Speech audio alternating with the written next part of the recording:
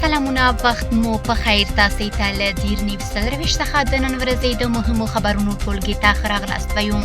نن چهارشنبه ده د 1404 هجري لمریز کال د چنګاښ 15مه چې د 2015 زیږدیز کال د جولای ل 14 سره برابر ده. زه شبنم وزیریم او تاسو ته له دیر نیوز سرویس څخه د هیواد او نړۍ مهم خبرونه وړاندې کوم. خو په سر کې د مهمو خبرونو سرټکی. له افغانستان د شانګهای د همکاریو سازمان غړو هیوادونو ملاتړ. د شانګهای د همکاریو سازمان غړو هیوادونو له کابل سره خپل دوی اړخیزې اړیکې ژورې او له ترهګرۍ پاک افغانستان ملاتړ څرګند کړ.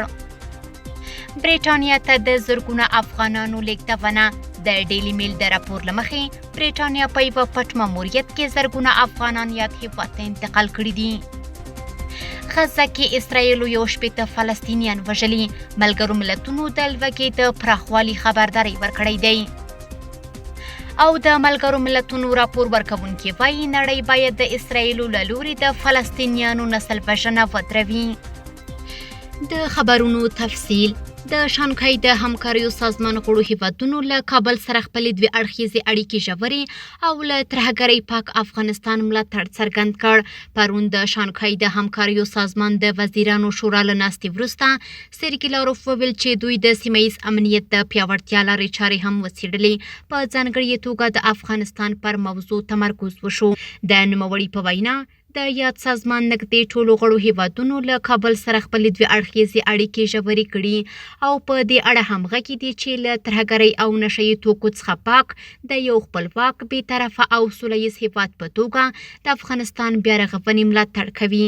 لاروف ټینګار وکړ چې د ملي اجماع او د قومونو او سیاسي ډلو د ګډون بهیر باید د افغانستان په حکومتي جوړښتونو کې یو بنسټیزه موخه پاتې شي. بریټانیا له افغان همکارانو سره چې د افغانستان د نیواک پر مهال ورسره کار کاوه د دوی د هویتونو له افشا کېدو وروسته په پټه د خوندي استوګنې لپاره ځانګړی پلان جوړ کړی. د بریټانیا دفاع وزیر جان هیلي وایي چې د برټانوي ځواکونو له پخوانیو افغان همکارانو سره د مرستې لپاره حکومت یوه پټه او ځانګړې طرحه جوړه کړې ده څو هغوی ته د خوندي اوسېدو ځایونه برابر شي. دا ګام وروسته له هغې وشو چې په 2022 کال کې د یوې افشا شوې پیښې له امله د شاوخوا 33 زره هغو افغانانو شخصي معلومات ښکاره شول چې له برټانوي پوځ سره یې کار کړی و. د دوی د هویت افشا کېدل د ژوند له جدي خطر سره مل و. دفاع وزیر وایي د دې مسئلې جزئیات تر سخت قانوني بندیز لاندې پټ ساتل شوي چې سوپر انجکشن بلل کیږي. دا یو ډول بندیز دی چې نه یوازې د معلوماتو خپرول بندوي بلکې دا هم نشي ویل کېدی چې بندیز لګول شوی دی. خو دفاع وزیر په خپله د دې مسئلې په اړه خبر ورکړ. د راپورونو له مخې د افغانان چې د اسلامي امارت له واکمنېدو وروسته له خطر سره مخ وو له افغانستان او یا هم د دریمو هیوادونو لکه پاکستان، ایران او ترکیې څخه بریټانیا ته رالیږدول کیږي او هلته ورته پټ او خوندي استوګنځایونه برابریږي. د حکومت هدف دا دی چې د دوی امنیت وساتي خو تر اوسه دا نه ده څرګنده چې دا پلان څه وخت عملي شوی یا څومره کسانو ته پکې ځای ورکړل شوی دی. چارواکي وایي د خلکو د امنیت له امله نور جزئیات نشي شریکولی. د پاکستان بهرنیو چارو وزیر د افغانستان لپاره د شانګهای همکاریو سازمان د تماس ډلې پر فعالولو ټینګار وکړ. د پاکستان بهرنیو چارو وزیر اسحاق ډار د شانګهای د همکاریو سازمان د بهرنیو چارو وزیرانو د شورا په غونډه کې د چین پاکستان اقتصادي دهلیز د سیمه ییزې هوساینې لپاره ستون وباله او د افغانستان لپاره د یاد سازمان د تماس ډلې پر فعالولو ټینګار وکړ. نوموړي دغه راز وویل چې پاکستان د سیمې د سولې ملاتړ کوي او تل د خبرو اترو او څو اړخیزې همکارۍ له لارې سوله تعقیبوي. ډار دغه راز زیاته کړه چې له ترهګرۍ سره مبارزه باید له سیاسي رنګ ورکونې پاکه وي. د کډوالۍ نړیوال سازمان وایي چې د 2015 کال د جنوري او جون ترمنځ 919 زره افغان کډوال له ایرانه افغانستان ته ستانه شوي دي. یاد سازمان په خپل راپور کې ویلي چې د روان کال د جنوري او جون ترمنځ له 919 زرو څخه زیات ناقانونه کډوال له ایرانه راستنه شوي چې له هغوی څخه 60% په زور ایستل شوي دي. دغه سازمان زیاتوي چې د جنوري له پیل څخه تر جون پورې 15,100 209 د ښځو او نجونو ته د آرام ځایونه برابر کړي. 210 د پوهاوي ورکولو غونډې جوړې کړي چې 2772 ګډونوال یې درلودل. 540 ښځو ته یې د تفریح زمینه برابره کړې او 611 کټونه یې اړمنو ته ویشلي دي. د کډوالو او راستنېدونکو چارو وزارت چارسمبالي مولوي عبدالکبیر له ایران او پاکستان نه راستنه شویو کډوالو ته د کاري فرصتونو په برابرولو ټینګار وکړ. نوموړي راستنه شویو کډوالو ته د کارموندنې کمیټې نوبتي ناسته کې وویل چې په جبري ډول د لوړ شمېر کډوالو راتګ د هیواد پر اقتصادي او ټولنیز حالت اغیز کړی او د کارموندنې په موخه باید د راستنه شویو له مهارتونو او زده کړو ګټه پورته شي. مولوي عبدالکبیر زیاته کړه چې د راستنو شویو مهاجرینو د کاري ظرفیت لوړېدو او د هغوی د نیمګړو زده کړو بشپړولو ته د اړونده ادارې رسیدګي وکړي څو راستنه شوي هیوادوال په ټولنه کې د کار کولو وړ وګرځي. نوموړي د اقتصاد، صنعت او سوداګرۍ له وزارتونو وغوښتل چې په خپلو چارو او تړونونو کې راستنو شویو ته لومړیتوب ورکړي او د کلیوالي اقتصاد پیاوړتیا ته پام وکړي. کورني خبرونه هم دومره و. اوس به زموږ همکار عزیر صفوي تاسې د نړۍ له حالاتو خبر کړي.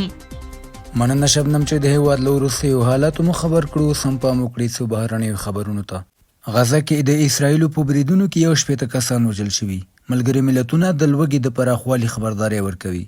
د اسرایلو لخوا د غزې پر بیلابیلو سیمو د تازه بریدونو په ترڅ کې 11 کسان وژل شوي دي چې پکې ښځې، ماشومان او د مرستو ترلاسه کوونکي شامل دي. د راپورونو له مخې یوازې د شاطي په کډوالو کمپ کې یوه هوایي برید کې 23 تنه وژل شوي. په رفح ښار کې د مرستې د ویش ځای تر څیرمه هم 2 ښځې وژل شوي او لسګونه نور ټپیان دي. د غرض د اسرایلي پوځ لخوا د شمالي غزې په 14 سیمو کې د اجباري تخلیه امر شوی چې له امله یې خلک د تیلو نشتوالي له کبله په خورا ستونزې کې له خپلو سیمو تښتي. ملګرو ملتونو خبرداری ورکړی چې د اسرایلي محاصرې له سختېدو وروسته په غزه کې د ماشومانو ترمنځ خوارځواکي خطرناکې کچې ته رسېدلې. د معلوماتو له مخې سږ کال هر 10 ماشومانو کې یو له خوارځواکۍ سره مخ دی. په ورته وخت کې اروپایي ټولنه هڅه کوي د اسرایلو پر وړاندې ممکنه بندیزونه وارزوي، خو د غړو هیوادونو ترمنځ اختلافات د پریکړو مخه نیسي. په بروکسل کې لاریون کوونکو له اروپایي مشرانو وغوښتل چې د اسرایلو پر ضد جدي اقدامات وکړي او د بشري ناورین د پای ته رسولو لپاره قاطع ګامونه پورته کړي. د ملګرو ملتونو راپور ورکوونکي وایي نړۍ باید د اسرایلو نسل وژنه ودروي. د ملګرو ملتونو ځانګړي راپور ورکوونکي فرانسیسکا البانیزي یو ځل بیا په نړۍ غږ کړی چې د اسرایلو له لوري د غزې په تړانګه کې روانه نسل وژنه ودروي او پر دغه هیواد عملي فشارونه زیات کړي. البانیزي دا څرګندونې د کولمبیا په پلازمینه بوګوتا کې د 10 هیوادونو په غونډه کې وکړي چې د اسرایلو د بریدونو د غندلو او د پای ته رسولو لپاره د احتمالي اقداماتو د ارزونې لپاره رابلل شوې وه. نوموړي وویل هر هیواد باید له اسرایلو سره خپلې ټولې اړیکې وځنډوي او ډاډ ترلاسه کړي چې خصوصي سکتور یې هم دغه کار کوي، ځکه چې د اسرایلو اقتصاد د اشغال د دوام لپاره جوړ شوی دی او د اشغال اوس نسل وژنه ګرځېدلې ده. د 2 ورځنی کنفرانس د کولمبیا او سویلي افریقا لخوا تنظیم شوی چې پکې د قطر، ترکیه، اسپانیا، آیرلند، چین او نورو هیوادونو استازي ګډون لري. سویلي افریقا چې د اپارتاید له نظام تللی تاریخ لري د اسرایلو کړنې له خپل پخواني نژادي تبعیض سره پرتله کړي او د نړیوالو جرمونو محکمې له لوري د اسرایلي لومړي وزیر بنیامین نتنیاهو د نیولو د حکم ملاتړ یې کړی دی. د کولمبیا د بهرنیو چارو مرستیال وزیر ماریسیو جارامیلو اسرایلو ته د لا ډیپلوماټیکو او قضایي فشارونو د زیاتوالي غوښتنه وکړه. وایي چې د غزې او لویدیځې غاړې حالت د نړیوالو قوانینو سپکاوی دی. البانیزي اروپایي ټولنې ته هم غږ کړی چې له اسرایلو سره خپل تړونونه وځنډوي ځکه چې دغه اتحادیه د اسرایلو تر ټولو ستر اقتصادي شریک ګڼل کیږي. هغې ټینګار وکړ چې د داسې اقتصاد سره سوداګري چې د اشغال، اپارتاید او نسل وژنې پر بنسټ ولاړ وي د دغو جنایتونو شریک جرم جوړېدل دي. د اسرایلو هوایي بریدونو د لبنان ختیځ کې 12 تنه وژلي. د اسرایلو له لوري د ختیځ لبنان په بکا سیمه کې تر سره شوي هوایي بریدونو کې 12 کسان وژل شوي چې پکې 15 د حزب الله جنګیالي او 9 سوریایي کډوال شامل دي. لبناني رسنیو د سې شنبې په ورځ راپور ورکړ چې بریدونه د وادي فرا په سیمه کې شوي چې پکې د کډوالو یو کمپ هم په نښه شوی او 8 تنه نور ټپیان شوي دي. د اسرایلي پوځ په وینا بریدونه د حزب الله د روزنې پر مرکزونو او وسلو زیرمو ترسره شوي څو دې ډلې ته د بیا منظمېدو خبرداری ورکړل شي. د بکا ولایت والي بشیر خضر تایید کړ چې د وژل شویو له ډلې زیاتره سوریایان دي. دا بریدونه له 13 نومبر راهیسې چې د امریکا په منځګړیتوب د لبنان او اسرایلو ترمنځ اوربند شوی تر ټولو خونړۍ حمله بلل کیږي. د اسرایلو دفاع وزیر ویلي دا بریدونه حزب الله ته جدي پیغام دی او اسرایل به د دغې ډلې د بیا منظمېدو هر ډول هڅې په شدت ځواب کړي. تر اوسه نه حزب الله او نه هم د لبنان حکومت د بریدونو په اړه رسمي خبرګون ښودلی. د نومبر د اوربند له مخې حزب الله باید خپلې جګړهیزې لیکې د لیتاني سیند شمال ته انتقال کړي او اسرائیل مکلف و چې خپل سرتیري له لبنانه وباسي، خو لا هم په 5 سیمو کې حضور دوام لري. واشنگټن یو نوی وړاندیز هم کړی چې له مخې یې د حزب الله وسوال باید په 4 میاشتو کې بېوسلې شي او اسرائیل به د هوایي بریدونو درولو او د ځواکونو پر شا کولو ته چمتو شي. لاوروپ وایي د ټرمپ ګواښونه موږ نه اندېښمنوي، روسیه به له بریکس ملاتړ ته دوام ورکړي. د روسیې د بهرنیو چارو وزیر سرګي لاوروپ ویلي چې د امریکا د ولسمشر ټرمپ روسي ګواښونه د بریکس پر وړاندې د اندېښنې وړ نه دي او روسیه به د دغه سازمان له غړو سره همکارۍ ته دوام ورکړي. نوموړي دا څرګندونې د شانګهای د همکاریو سازمان په غونډه کې وکړي چې دا مهال د چین په کوربه‌توب روانه ده.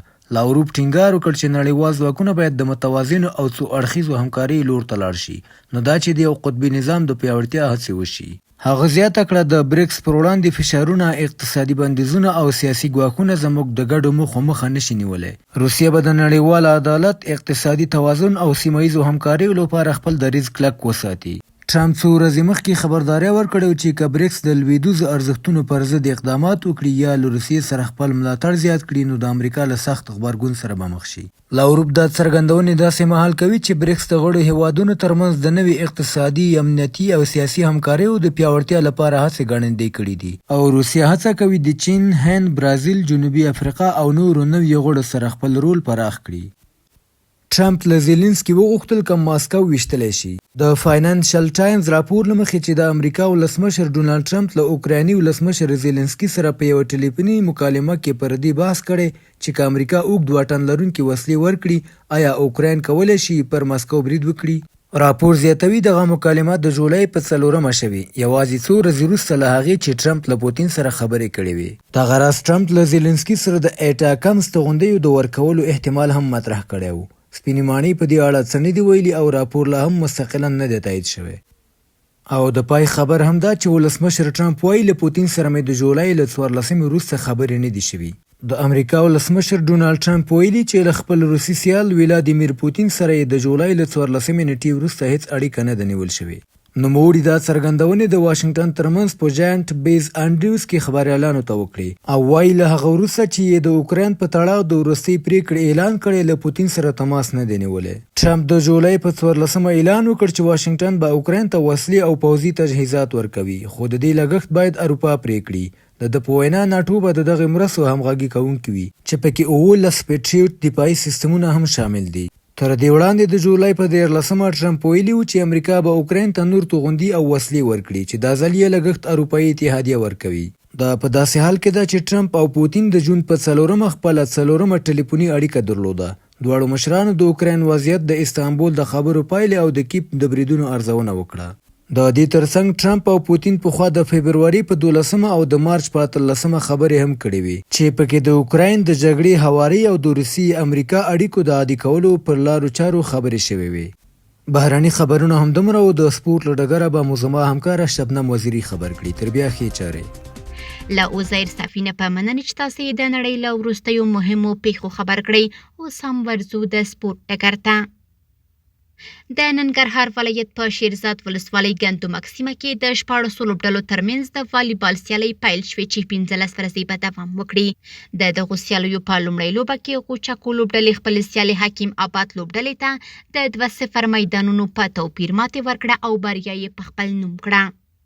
د هلمند ولایت په ناد علي ولسوالۍ کې د 14 لوبډلو ترمنځ د ټیپبال کرکټ سیالۍ پیل شوې چې 20 ورځې به دوام وکړي.